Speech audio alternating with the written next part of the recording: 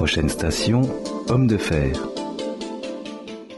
Bonjour à tous, vous écoutez le podcast Les 30 ans du tram de la CTS. Et aujourd'hui, j'ai le plaisir d'accueillir Pascal, un des premiers conducteurs tram et formateurs tram également.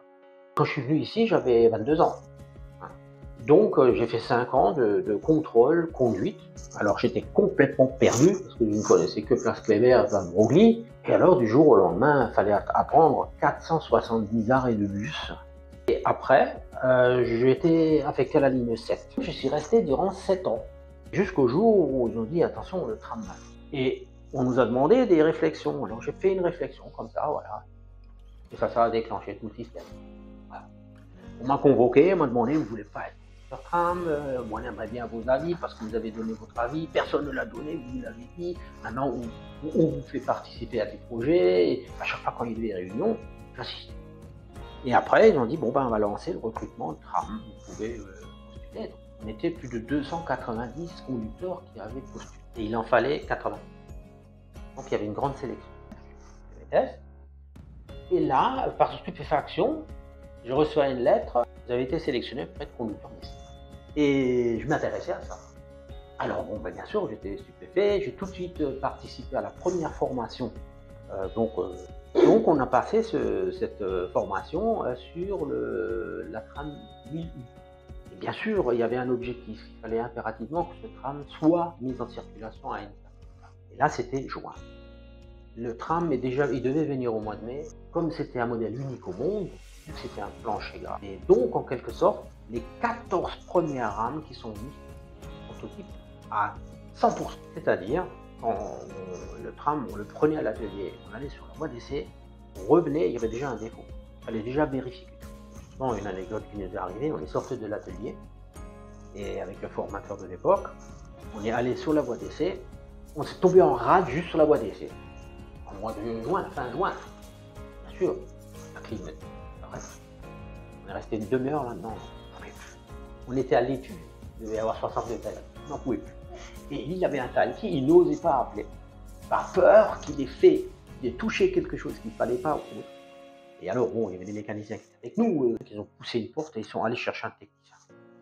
Finalement, c'était rien. C'est un ordinateur, donc il fallait faire un reset. Et c'est reparti. Mais on a souffert là-dedans, c'était pas possible. Et c'était vraiment un challenge qu'on avait à l'époque. On avait un condensé. Personne d'entre nous connaissait quelque chose du ferroviaire. Alors au début, on avait juste la ligne qui partait de Rotonde jusqu'à Mayon et on revenait pour qu'on puisse faire les essais et la formation. Après, ça a marché de mieux en mieux. Juste pour vous dire, sur la 1001, il y a 69% de la rame qui a été changée. Là, un soir, donc, on dit ok, on sort. On est sorti avec la 1001 et j'étais donc le premier conducteur tram à avoir traversé le film.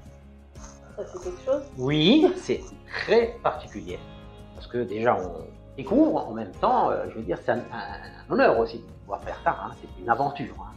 Vraiment une aventure.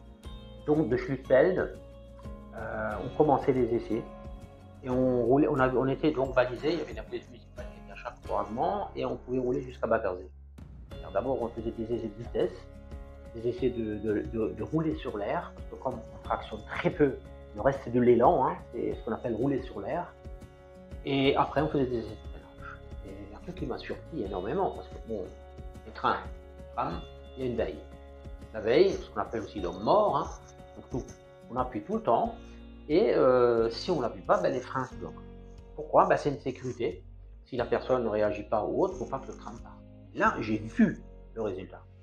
J'ai tractionné donc, de Schlüsselfeld à peu près jusqu'au milieu. Il y a un petit croisement qui passe avant Crémeil. Il y a un petit croisement.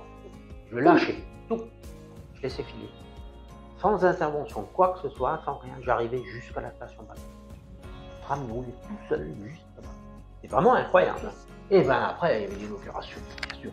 Donc, après, quand cette phase d'essai était finie, il y a d'autres conducteurs d'essai qui étaient aussi encore là, hein, et la suite. Et on m'a demandé donc de participer urgemment, donc c'était tout de suite au mois d'août, à former les gens. Donc j'ai rejoint la cellule de formation en tant que moniteur de conduite pour former l'ensemble des 80 conducteurs. C'est comme ça que je me suis retrouvé dans la formation pendant 2 ans. Et donc le jour de l'inauguration, on avait pour but justement, ils avaient dit on fait un convoi, 4 trams qui vont rentrer dans le tunnel et on ouvrait les portes que les gens puissent traverser de part en part. Quand je suis arrivé à la gare, c'était hyper impressionnant. Il y avait au moins 20 caméras de télé, de régions, d'autres pays. Après, j'ai passé de belles années à la CTS. Voilà. Merci Pascal pour ce témoignage et ces anecdotes inédites. Je vous donne rendez-vous la semaine prochaine pour un nouvel épisode du podcast des 30 ans du tram et d'ici là, à bientôt sur le réseau.